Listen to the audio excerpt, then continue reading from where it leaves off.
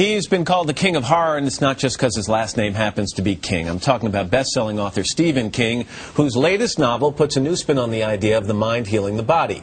The book is called Duma Key. Stephen King, nice to have you back. How you doing? It's really good to be here, Matt. I'm reading the research last night, and someone asked you what inspired this book, and you told a story where you were walking down a deserted road, and you came to a corner, and you started to think about what might lie around that corner. Do you remember what you said?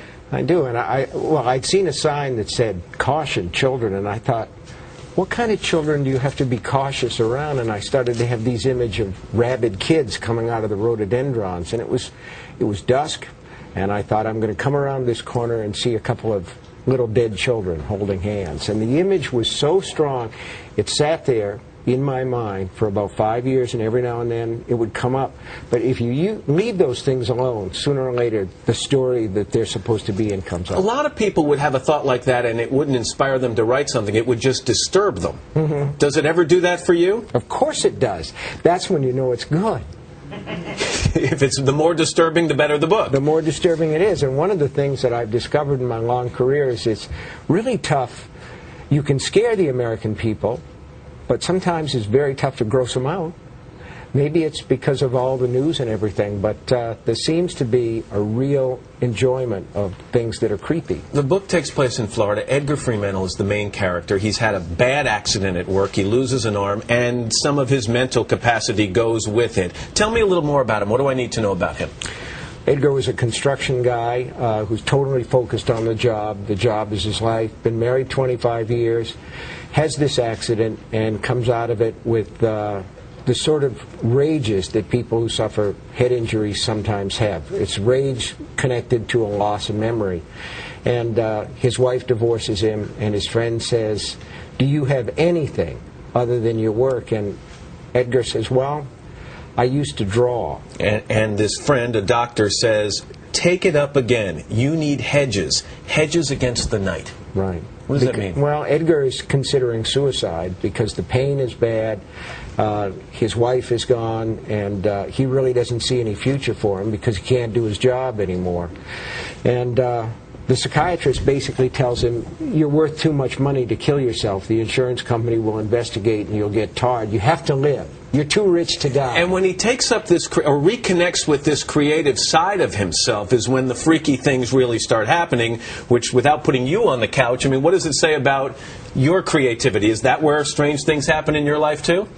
Not necessarily, but one of the things that I wanted to say in the book was that creativity is a road out of pain and misery and unhappiness, which is one of the reasons why I loved the last book, Lisey's Story, because when I wrote it, I started to feel better, and the book was good. But, you know, Matt, really, I wanted to write about those two dead girls. Yeah, let me talk to you about some of the reviews, which, by the way, the ones I've seen, I don't know whether they selectively handed them to me.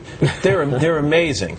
Washington Post, King may be meditating on the diverse powers of the creative soul, but he has in no way lost his unmatched gift for ensnaring and chilling his readers with terrible fish-belly fingers. And this one I really like, from the New York Times. Tell me what you think about this. Mr. King's use of horror is not what it used to be.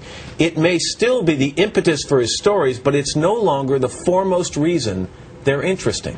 That's great. I love it. That's a wonderful compliment. You're not just freaking people out and hitting them over the head with the horror. There's a real woven story here that takes us places. Well, I love story, and I'm more interested in people than I am in the things, the horrible things, the things that go bump in the night. And one of the questions, you know, you sent me a lot of reader questions. Email questions, yeah. And one of them said, how do you scare people? What makes a book scary? And to me, if you care about the people that are involved, if they become people that are important to you, then you care. Otherwise, it's just a shooting gallery. These questions you talk about. Melissa from Emerson, New Jersey, was one of several people to want to know what is your favorite movie adaptation from one of your novels or short stories?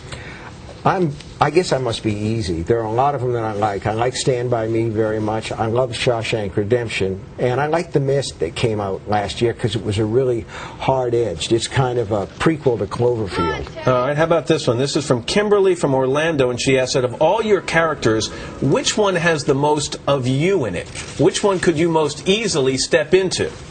Well, a lot of them feel like me because people have this idea that you're doing this secret autobiographical thing when really my idea is just write what you know, so start at a place where you understand and then you just go into the fiction from there. But if any of them are like me, it's probably the boy Gordy who narrates The Body, which became Stand By Me. All right, and just 15 seconds to go.